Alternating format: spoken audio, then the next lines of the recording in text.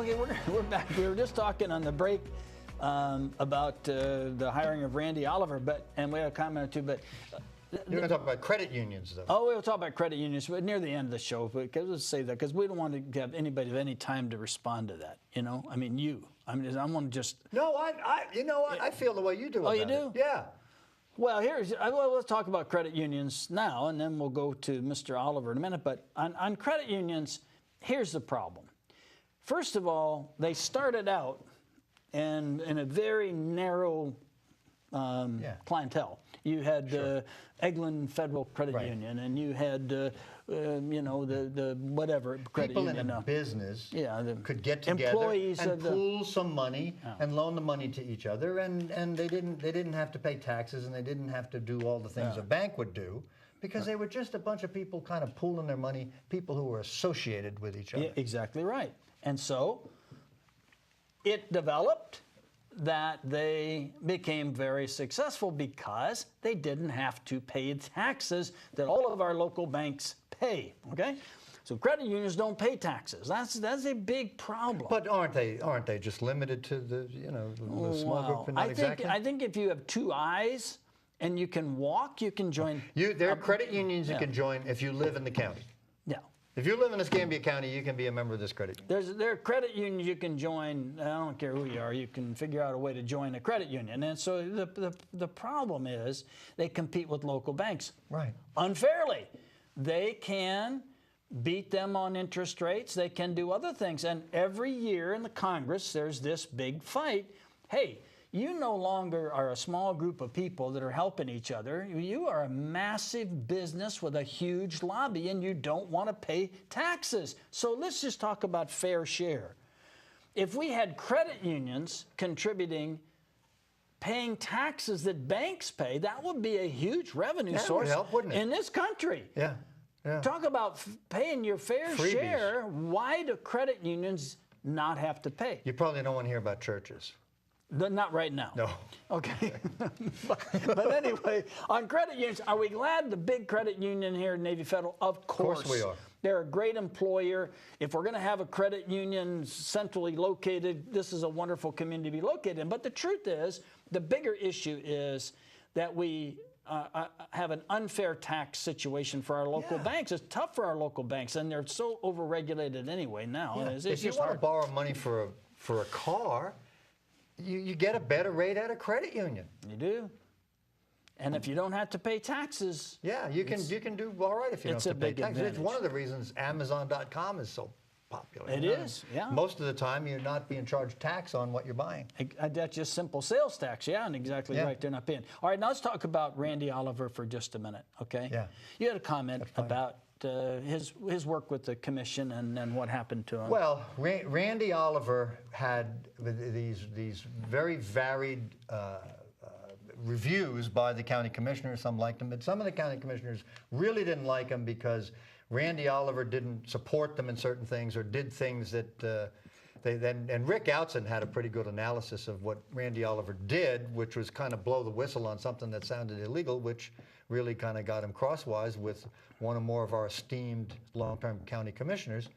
So Randy Oliver got fired, basically, by the county commission. And he has wonderful academic and experience qualifications. We were lucky to get him to come here. So here's, can you imagine now, if you're bright enough to be hired as the county commissioner, as the county administrator, you're too bright to accept the job. Exactly. Who are they going to get? This was for Bob's. Who are they going to get? Are you going to want to work for these clowns that if if you're doing your job and you're looking out for the taxpayer, but because the way the county commissioners see the job, the county administrator is a lapdog and has to do whatever they want. Which is a form of government because of these single-member districts. We haven't talked much about this here, but it goes back to many, many years ago, federal court decision saying because your minority population isn't adequately represented, you have to elect people by districts. And it's an archaic form of government. We need to have 5 commissioners elected countywide. Now, think about this. These 5 commissioners, and we'll talk about Randy Oliver, finish that in just a second, but these 5 commissioners each have a chunk of money from the local option sales tax. And so each one, they're going to spend it in their districts. And it doesn't matter that they're going to build an equestrian farm that nobody uses or whatever they want to do, because they get to do it because it's in their district. Whereas if you were thinking about how do we make Pensacola explode with the potential that this place has, you would be putting an enormous amount of that $25 million local option sales tax money that's allocated into the lower part of the county. You just would. I mean, this is a thriving potential waterfront community in the south. I mean, are you kidding me? So we're going to build an equestrian farm, and then we're going to build something on the west side in a swamp as a baseball park to appease Valentino's people. So why would you do all of that if you were interested in the county as a whole? They're not. They're interested in their 5 districts, which is so sad because the money is being spent in a way that's not the best for the greater community. The greater Pensacola, Escambia County community is not being spent that way. Exactly. Early on in this show, and Bob and I both think the world of Grover Robertson. We do. He's a good public official. He's a bright guy. He's working for the benefit of the citizens. But we started talking about the Roger Scott Tennis Center, which got upgraded to the tune of over $1 million with soft courts and all that stuff. And they were at one time they were in competition with a local business that paid property tax, the Pensacola Racquet Club, which went out of business. Now, is there a direct relationship? Maybe, maybe not. And he actually called into the show. That was back when we were taking calls. We no longer care to hear from you. And said, well, I had this money to spend. I had to spend it in the district.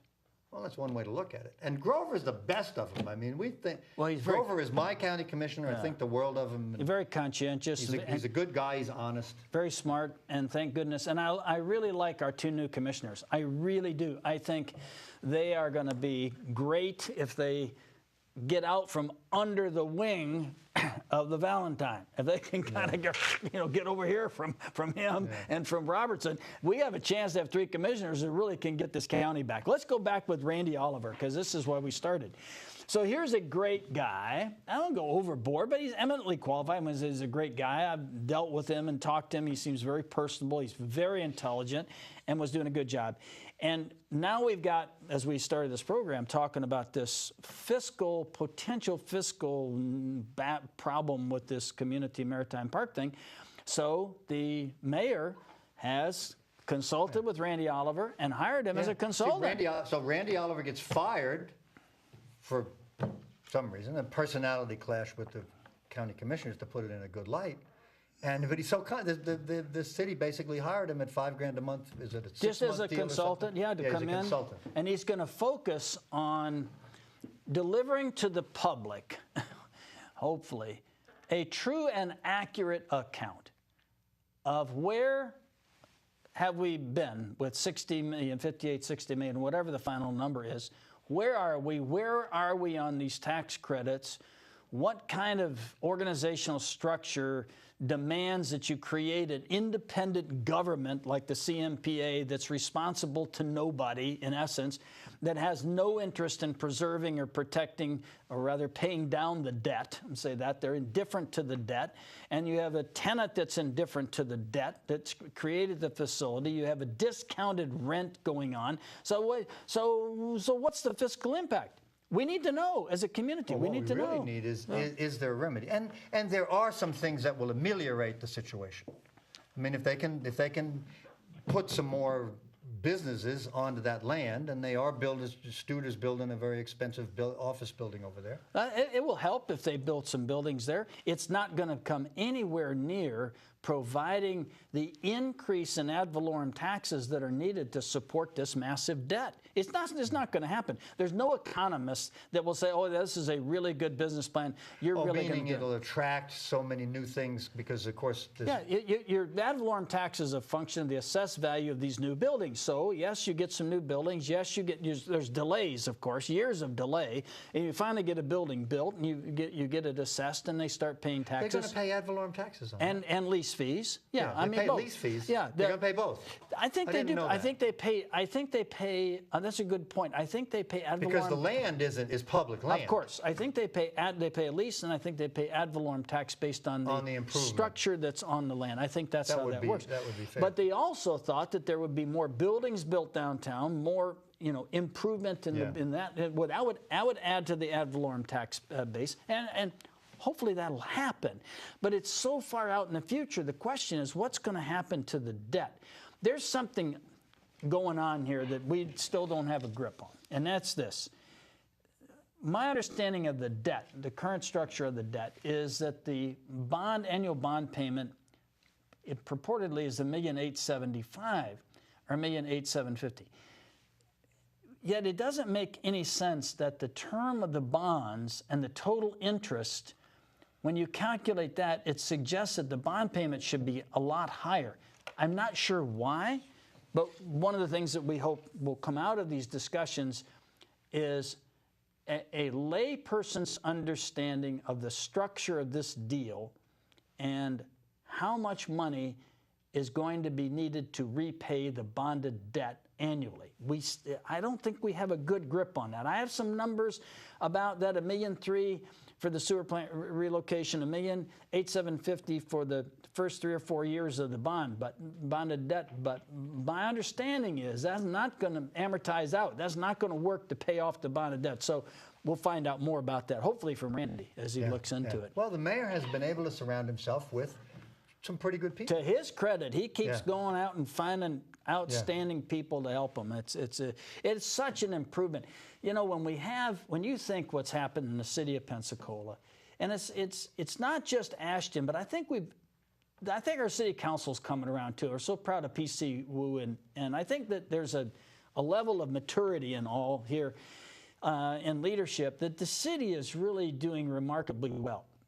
The county is not, and it's very unfortunate that we're in this position. But maybe with these 2 new commissioners, with Grover's leadership, I think it'll make a difference. Because what we've got, whenever they do these studies and you look at the statistics, we've got a terrible dropout rate in our public schools.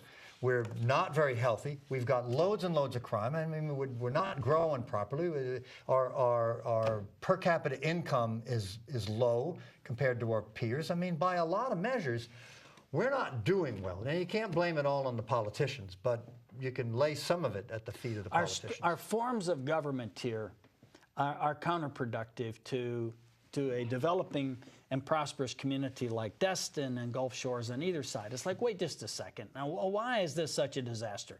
It's a disaster because we have over-governmentalized the community. We have the DID, a useless and senseless and hopefully soon defunct organization. That's a government. We have the CRA. It's a kind of a government. We have the ECUA. ECUA. One of the few places in the world where you have a government over a sewer. Okay, I mean, this is the kind of stuff we do. For years, we had 2 clerks here. We have the Santa Rosa Island Authority. Why don't we have the Cantonment Authority? I mean, we have so many governments, and they step on each other. They overlap each other. The city of Pensacola ought to govern the city of Pensacola. And all of this, the CRA should be abolished. I mean, there's no longer a need for the CRA. We thought we were making some progress. I mean, it looked like the Downtown Improvement Board spends 70% of the money it collects from extra taxes on itself. It doesn't make any sense. And I thought there was some movement toward abolishing it, but now we're going to have some more studies and some more they'll talk about it. tippy-toeing around. But the truth is, there's $400,000 there. Now, here's something that some of you folks don't know. You don't even know where the DIB is, and I'm not sure our staff is able to put up this map because we are working on that. If you can, good. If not, we'll work on it next time around. But if you live in the DIB area, it's not just businesses. People say, well, that's all for businesses. Wrong, Ola. This geographical area has lots of residences. Everybody who's a resident that lives within this geographical area pays 40% more city taxes. 40% more city taxes. You pay 2 extra mil. Your city tax rate is 4.5 mils. You pay 2 more. You pay 6.5. So you are paying an enormously high tax burden because you happen to be in the geographical location of the, quote, downtown business whatever, okay? The DIB, the downtown improvement, whatever it is. This district isn't just businesses.